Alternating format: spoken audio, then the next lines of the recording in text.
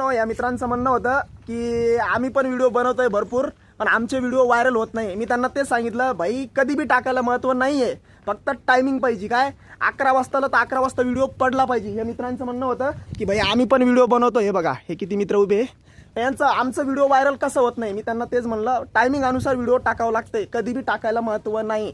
11 वाजता तर 11 वाजता व्हिडिओ पडला पाहिजे. हे बघा, हे मित्र आहे का नाही मित्रांनो? तुम्ही कधी व्हिडिओ टाकता बनवून? नाही, कधी बी टाकायचं नाही. टायमिंग ठेवायची, एक सकाळी 6 वाजता, एक 11 वाजता आणि एक संध्याकाळी 4 वाजता, असे 3 टाइम आहे इंस्टाग्रामचे.